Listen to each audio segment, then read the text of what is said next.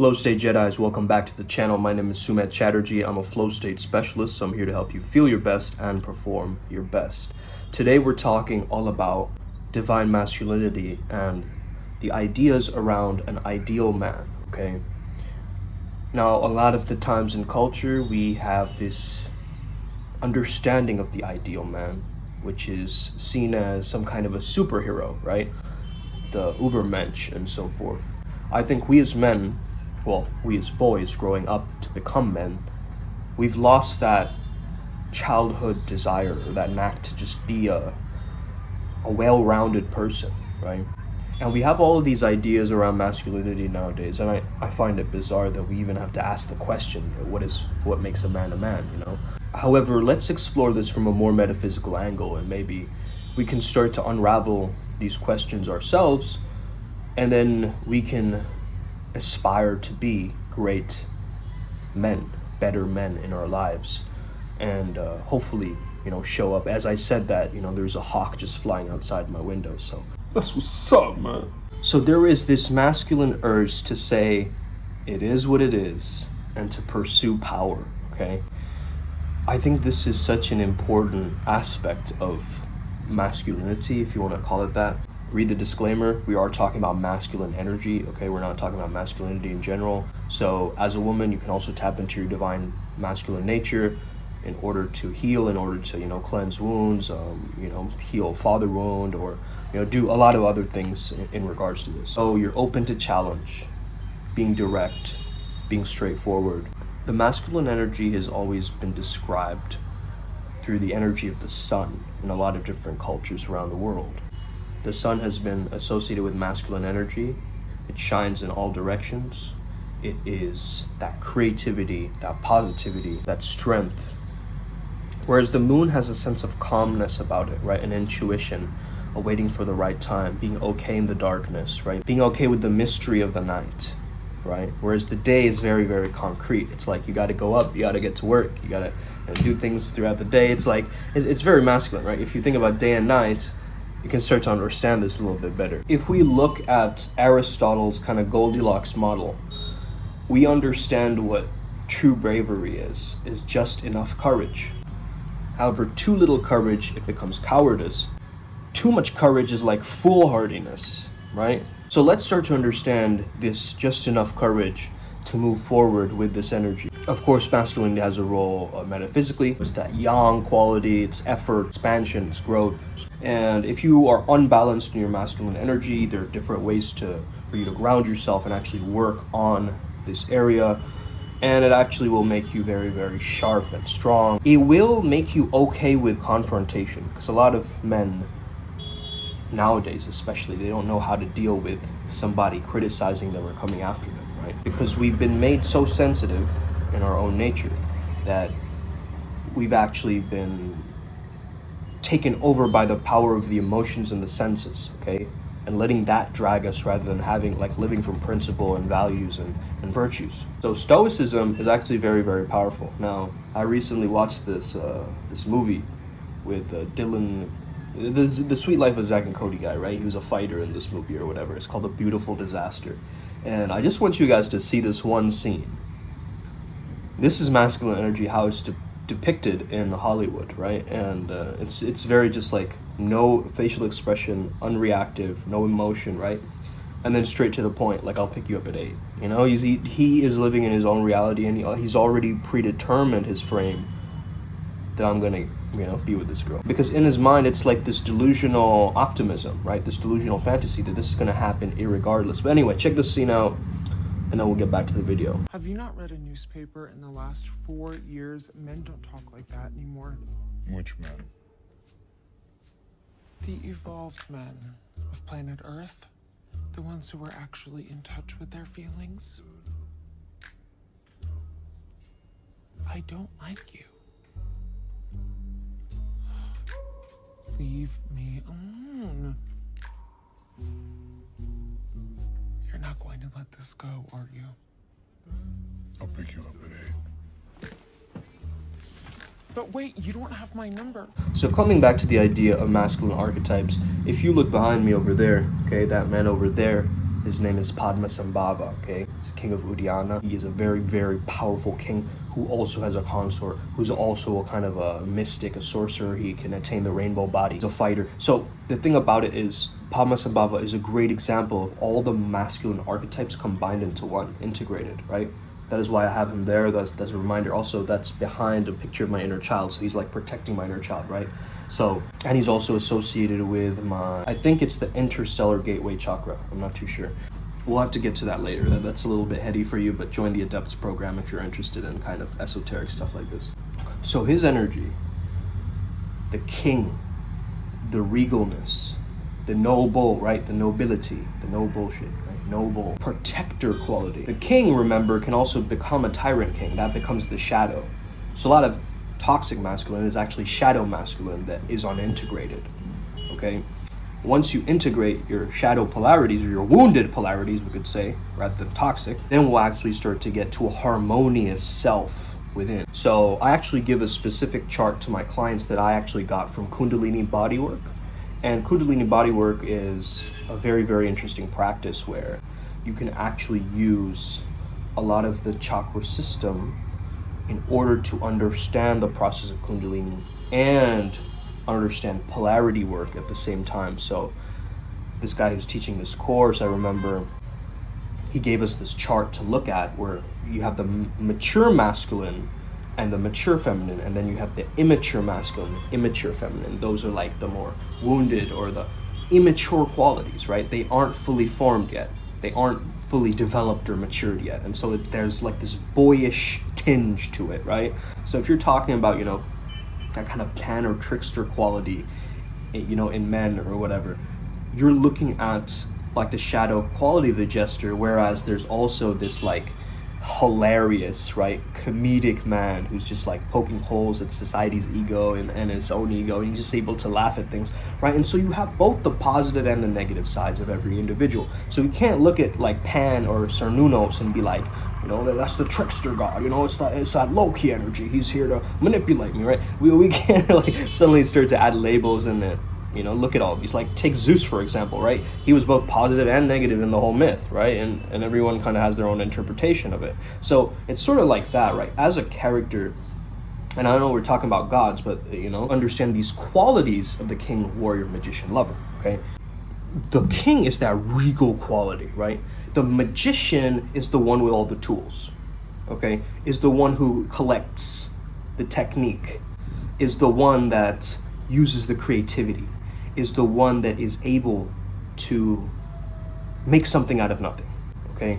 Able to completely improvise and right on the spot it is done. And that's the whole, well, the idea of the freestyle shaman, right? It came from that idea of the magician archetype. Sometimes there's a shadow to the magician archetype. He can become a manipulator or like a kind of a, you know, give unsolicited advice all the time. Like even if people don't need to hear it, he goes around like preaching his gospel like to somebody who's not gonna probably listen to him, but he needs to get his message heard or whatever, right? And so there's these shadow aspects of all these archetypes. But if you go through my program, Homo Sapien, you'll start to understand how you can really incorporate into these different archetypes. Because I believe all of these male archetypes, and female archetypes for that matter, are associated with the chakras, okay? So the king or the sovereign or the queen being the root chakra.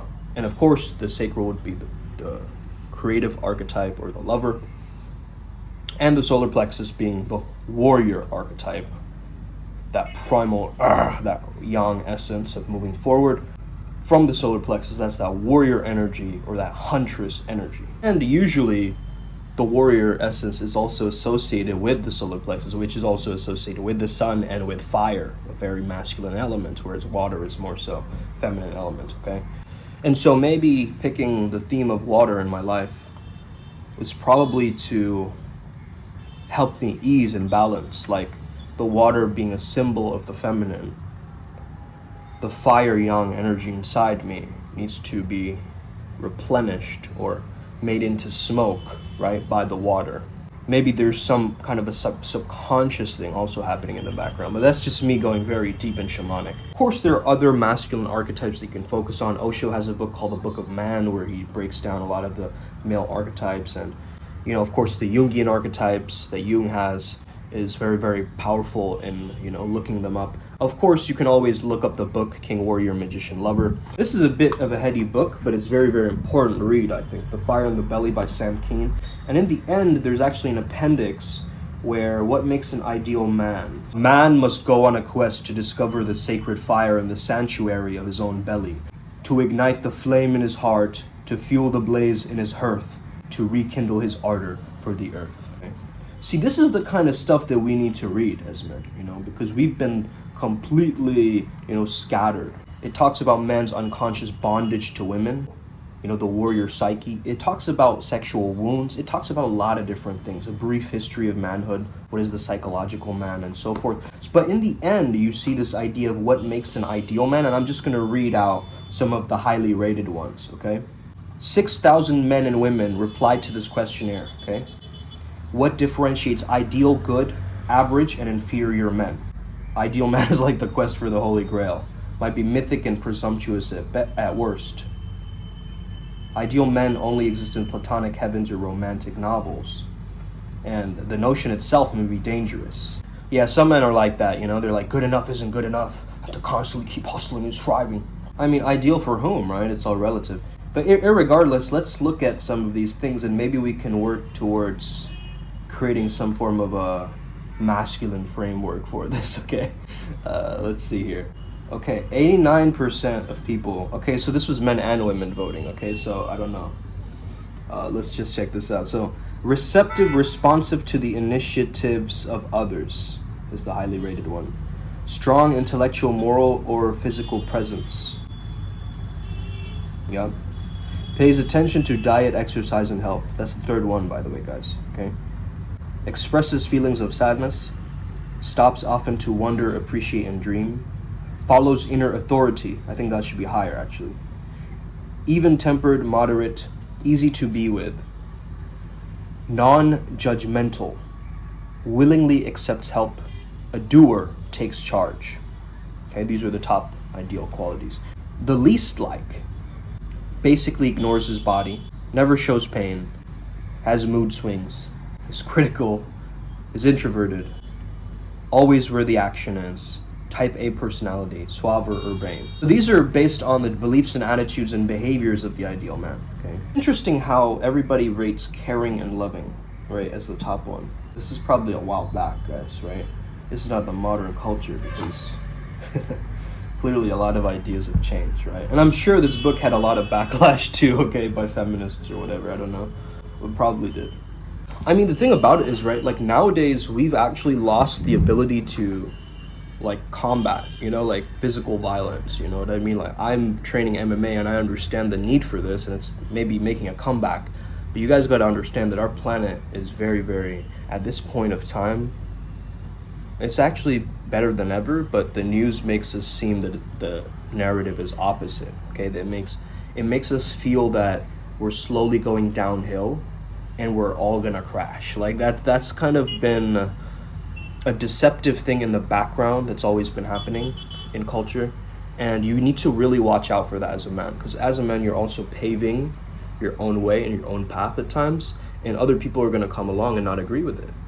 I mean, there are going to be times where you have to challenge yourself and confront people and talk it out and all these different things. It's not going to be easy, but who said it's supposed to be easy? Okay, it's not. Okay, otherwise we'd have everything that we want. I think it's kind of beautiful that men can actually go on a personal development journey. I can speak for myself and just say that, I used to be a kind of a clone, right? I used to wear all of these brand names, all of these different things, and kind of go with whatever the culture was feeding me and what I was listening to. So I was basically a consumer at that point, right? When I was in high school or maybe early on in college. And then slowly I started to dip away from that and really started to approach things my own way.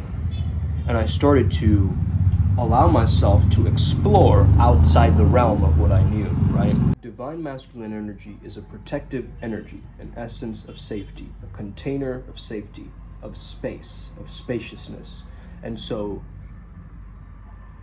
imagine the woman being a pearl and you are like the oyster shell protecting her so that she can glow in her radiance. Now, if you take away that safety, she's going to pretend to be the shell, take on a more masculine armoring, masculine role, and that's where you start to have arguments. okay? Now, the more this kind of strange power play is happening where she's leading the relationship, she's directing it, she's taking on more masculine energy, you're feeling depleted because you're not playing your natural role as a man. You're not leading.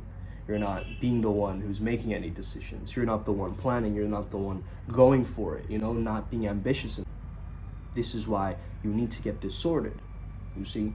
This is why you want to embrace that aspect of you that can have that, be that, say what they want, be what they want, okay? But when I say container energy, it doesn't mean that you're trapping them, right? You can't put a butterfly in a jar, okay, and expect it to thrive. What you want to be doing is the container, the openness of the container is there, and there's an escape route. The door is wide open, baby. You can leave at any time, okay? That's the energy, okay?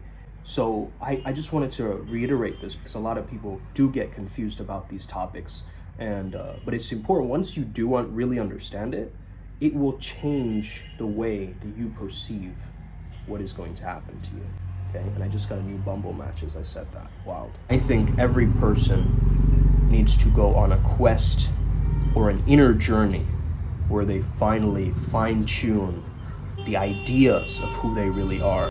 And I also think that we've lost that kind of wild man, that primal essence, right? Fascinating to me, like, I look at people and I think back, like, what if this was like the Middle Ages, This person would be like a pilgrim or something, But I mean, they wouldn't be someone important because that's not how they're carrying themselves either. It's like their belief systems, their values, their upbringing, all of that stuff, all that conditioning has made them to be this weak expression of a person, right? And I constantly think about that, man. I'm like, man, if I hadn't taken a lot of risks and chances in my life, I would probably be stuck in the same place like that. You know what I mean? Like, that's wild to me that people, waste their 20s like, doing a bunch of dumb shit. My 20s, bro, was very, very experimental, let me just say. I would have the dimensions of my mind stretched with new ideas, insights, and I really went in, okay? And those were the formative years of my life as well, right? Really, really built me up, that persona of what I wanted it to be. And over time, as I crystallize, as I mature in my masculinity, as I let go of the false frames or the false narratives that aren't true at all, right? It's just a storyline I'm feeding myself. I slowly start to regain that king, warrior, magician, lover all at once essence, right? It's that King Vajra energy, you know what I'm saying? Like, straight up. And I think that once we start doing this kind of work, we will start taking our power back. I mean, who's gonna tell us, like, you can't be that way or you can't do it like this and you can't... Bro, first of all, I have free will in this thing too, just like you do, okay? I'm allowed to do and say and be whoever I want to be, actually, okay? Now, maybe the censorship disagrees with that, but irregardless, I'm going to allow myself to explore and really start to understand what this thing really is, right? That's the thing about this thing, man. Like, everybody has an opinion about this, you see? Whenever you bring up this topic, everybody has their own ideas around it. And that's where it can kind of get skewed and a lot of ideas can get clustered and like one idea can get sort of latched onto another idea of a past principle that you learned in like some past timeline, right? And so this can get very, very confusing, okay? Because a lot of people can, sure, they can pretend confidence, but there's not an embodiment, there's no change, right, in the actual person.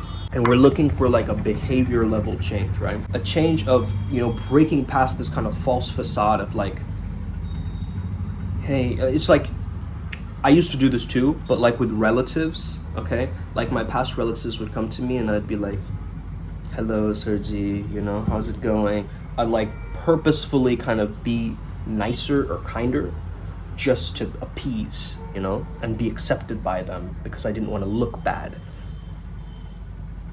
Bro, when you're mature and you're masculine, you're not even thinking like that. You guys get that? You're like, what's for lunch? Oh, relative showing up, cool. Oh hey, right? It's not this weird like cultural, like, of course there's respect and respecting your elders in Asian countries. I get all of that, right? I get all of that. But there's this weird thing in the background working that I won't be accepted, I won't be well liked, I won't be blah blah blah blah blah blah blah, right? And this whole narrative of like, as a man, you should be very embarrassed of your masculine expression, right? You should probably hold yourself back and, you know. And this is not a gender studies episode, okay? This is an episode about masculine energy. So let's get back to that. If it really comes down to it, divine masculine energy is the energy of father, which is the energy within you and the energy around the universe. So this is basically the earthly side of the economy, the labor, the money, the self-sufficiency, the self-restraint, etc. Fast decision making, problem solving, this is all great. But also understand that as a man, you've got to learn how to incorporate the energy of holding space for the feminine. On the shadow side of masculine energy, if your emotions aren't handled, you're gonna feel resentment, you're gonna feel bitter, you're gonna feel angry all the time, inner conflict, a feeling of emptiness, a feeling of dominance. Now, if you as a man would love to work on yourself, work on this energy, really get a better understanding of it, and actually physically go into, embody that aspect of you, check out the Costa Rica Retreat. We are going to definitely help you there, as well as join the Primal Sutra Adepts program, where you can start to expand your mind, expand your consciousness, okay, towards really creating and engineering the ideal archetype for yourself, okay? And again, I know this is men's work, but eventually we are going to help the women as well, okay? I think that women also need this kind of archetype level help. But right now, to start it off, we need the men of this planet to heal. That is number one, okay? Look at the state of the planet right now, and also to understand that a lot of it has to do with masculine energy getting fizzled, and basically they want you to be weak, okay? And it's very obvious. It's really very obvious, okay? After a while, if you've lived enough years, you know, okay? You already know. You've kind of been like, wait a second, like, all these processed foods have been making me kind of weak and sluggish and fat, and like, you know, all these pills are kind of making me numb and apathetic, and all these other things are also making me, and you can fill in the gaps, right? It's like, what is happening on this level? And if you really understand, you know, what does it mean to you to be a man, okay? I want to know in the comments below that if you're a man listening to this right now, what defines a man? What defines a strong man? What is a strong man by your own definition, okay?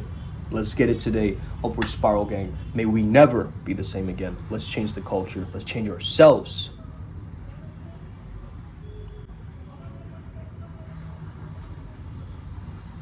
We're all gonna make it.